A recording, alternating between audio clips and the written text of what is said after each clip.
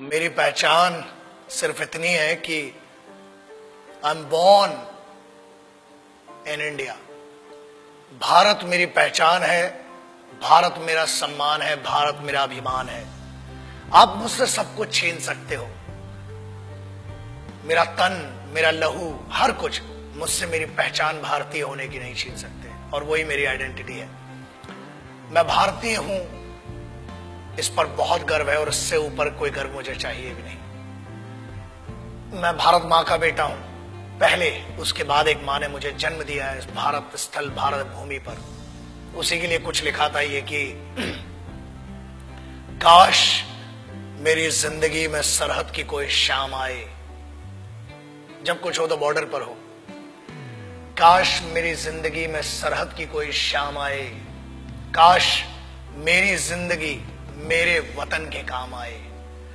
न खौफ है मौत का और न आरज़ू है जन्नत की, मगर जब कभी जिक्र हो शहीदों का, काश मेरा भी नाम आए, काश मेरा भी नाम आए। This is what I would love to introduce myself like that. अगर कोई पूछे कि कौन था वो, जब कोई पूछे मेरे बारे में, तो मेरी ये पहचान लिख देना, उठाना मेरा कमांडो डैगर और छाती पे हिंदुस्तान लिख देना। कोई पूछे पागल था वो कौन, तो भगत सिंह और क्रांतिकारियों का चेला और इंकलाब का गुलाम लिख देना।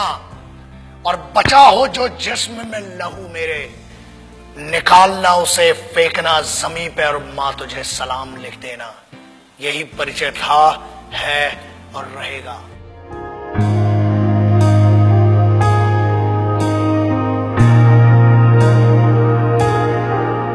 आजकल बहुत एक मुद्दा चल रहा है, देशभक्ति।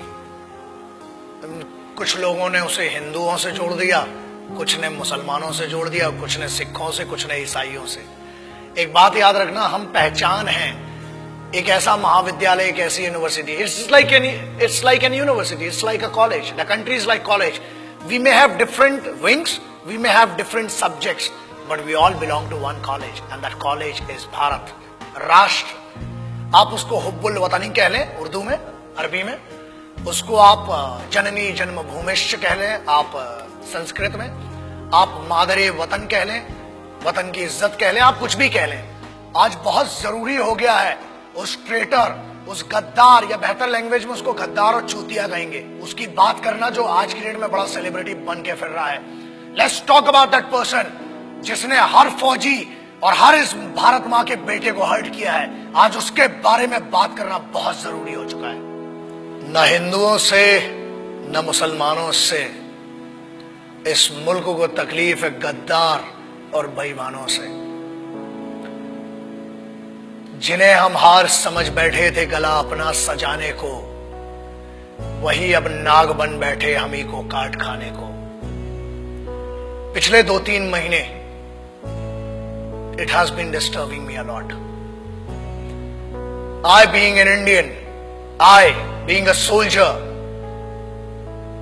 I being a simple son of this motherland, feel hurt, disheartened, and at the same time I feel pity for them. बुरा लगता है। कारण यह, लोग कहते हैं कि हम कुछ कर नहीं सकते। ऐसा है, करने पर आ जाए तो बहुत कुछ कर सकते हैं, लेकिन हम सम्मान करते हैं भारत के सर्वोच्च न्यायालय का, सुप्रीम कोर्ट का, और उसके आदेश की अवहेलना नहीं करना चाहते हैं। उसके आदेश का पालन करते हुए कुछ गद्दारों को आज भी छोड़ रखा है, वरना ऐसा है काम ही हड्डियां तोड़ने और जान लेने का हिंदुस्तानी फौज करती है। किसी ने कहा, मैं उन गद्दारों का शायद नाम भी लेना पसंद नहीं करूंगा, बिकॉज वो इतना भी डिजर्व नहीं करते कि उनका नाम इस जुबां पर आए। बट एक चीज बोलना बहुत जरूरी है। कुछ लोगों ने यह कहा कि भारतीय सेना रेपिस्ट है। अगर घरों में बैठे हो ना, और अगर तुम्हारी बहनें और तुम्हारी माएं घर से निकल के जा रही हैं, तो सिर्फ ये हिंदुस्तानी फौज है जिसकी दम पे तुमने भाई होने का, बाप होने का फर्ज नहीं निभाया होगा, मगर this is the only Indian armed forces which maintain that dignity of a soldier and maintains that brotherhood. आपकी बहनें, आपकी माएं अगर सुरक्षित हैं तो वो भारत की सेनाएं हैं जिनके कारण है। बोलने के पहले सोचा करो। और किस्मत बहुत अच्छी थी कि फौज के सामने नहीं बोला, वरना जो हीरो बना दिया ना इस देश में, फौज तुम जैसों को छोड़ती भी नहीं। मगर ये भारत का संविधान है, this is the constitution of India, जिसने बांध रखा है हमारे हाथों को। क्रोध करना मेरी आदत नहीं है, मगर आता है गुस्सा। इसलिए आता है क्योंकि चाणक्य ने कहा था कि अक्सर मैंने झूठे लोगों को मुस्कुराते हुए देखा है। जो सच बोलता है और दिल से बोलता है उसको गुस्सा बहुत आता है। और ये गुस्सा इस बात का है कि इस देश में कुत्तों को मारने की परमिशन नहीं है, इसलिए अभी तक बचे हुए हो। फौज को रेपिस्ट बोलते हो? Ask your sisters and your mothers, ask your family members. If there are 10 young boys and if there is a single soldier, ask a girl, ask a young girl, where would she go for the help and whom would she ask for the help? And I ensure this, that girl would go to a soldier and ask, and she'll say one thing, certainly she'll say, and she'll use this word, भैया मेरी मदद कीजिए। क्या है ये? जवानी संभल नहीं रही है तो बताओ। 23 साल में शहीद आजम भगत सिंह, राम प्रसाद बिस्मिल, अशफाक उल्लाह खान, चंद्रशेखर आजाद बड़ा बड़ा काम करके चले गए। बहुत गर्मी है, अरे सेना ज्वाइन करो, भारत की फौज, आओ दुश्मनों से लड़ो ना। घर के अंदर क्यों दुश्मनी का माहौल बनाते हो? एक बात कही गई जिसपे बड़ा दर्द हुआ कि अफजल, अरे वो गद्दार टेररिस्ट, उसके लिए बोलते हो, उसको हीरो बना दिया तुमने, वरना कोई जानता भी नहीं था। ऐसे बहुत आए गद्दार, बहुतों को फांसी लगाई। उसको कहा गया कि अफजल हम शर्मिंदा हैं, तेरे कातिल जिंदा हैं। I feel ashamed for these guys. तेरे कातिल मतलब क्या है? What do they want to say? तेरे कातिल कौन हुए? भारत का संविधान, सर्वोच्च न्यायालय ने उसको फांसी सुनाई है। हर हक दिया इस बात का कि पहले आपकी पिटीशन दायर हो, आपके ऊपर पूरा मुकदमा चलाया गया। अरे समस्या ये, हम तो आतंकवादियों को भी क्या बोलूं, भाषा फिसल जाएगी तो बहुतों के परखच्चे उड़ जाएंगे। आप कहते हो कि तेरे कातिल, चलो it means you are blaming the constitution of India. Bharat के अगेंस्ट में कहने की ना हमने तुम्हें छूट दी है और ना आजादी। आजाद हुए हो तो भी इस फौज के कारण और उन क्रांतिकारियों के कारण जिनने अपना लहू बहाया है इस मिट्टी के लिए, तब बना है भारत का संविधान। You can not insult, you can insult me as an individual, you can insult one person, मतलब जो पीठा, जो न्यायाधीश थे, जो वो लोग थे जिनने फांसी की सजा सुनाई, आप उनको कह रहे हैं कि वो कातिल थे। अरे धिक्कार है आपके ज्ञान पर। I feel ashamed for it. पहले आप अपने फैक्ट्स क्लियर करें। अरे जेएनयू के एक लौंडे ने ये कह दिया तो उसको हीरो बना दिया, एंड नो वंडर्स अगली बार मेंबर ऑफ पार्लियामेंट बन के बैठेगा तुम्हारी छाती के ऊपर। हीरो बनाने वाले तुम हो। मुझे किसी से पर्सनल कोई प्रॉब्लम नहीं है, इनकी औकात भी नहीं है मुझसे पर्सनल प्रॉब्लम रखने की। लेकिन एक बात याद रखना, किसी एक बेवकूफ ने यह कह दिया कि भगत सिंह जैसा है। अबे शर्म करो and clear your facts before you compare that guy with revolutionaries. कौन थे वो? किसकी बात कर रहे हो? उस इंसान की who can not deliver to write sentences in one particular language. आप उसकी कंपैरिजन कर रहे हो जो भारत के संविधान को गद्दार कह रहा है। आप उनकी बात शहीद आजम, भगत सिंह, सुखदेव, राजगुरु ऐसे लोगों से कर रहे हो। कौन थे वो?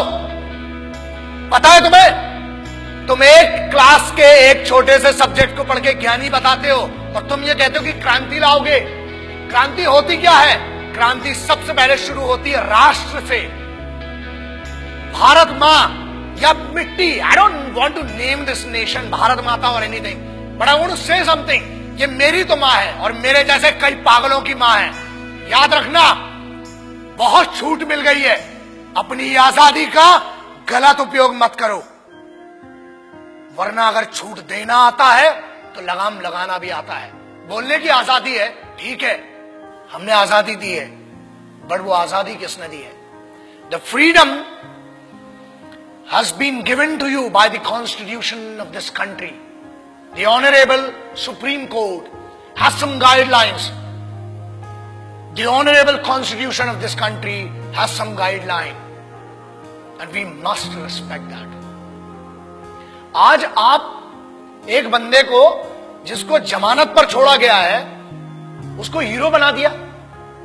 मेरा उस बच्चे से और मेरा उस लड़के से कोई पर्सनल प्रॉब्लम नहीं है, मगर याद रखना इस देश का हर दुश्मन मेरा दुश्मन है.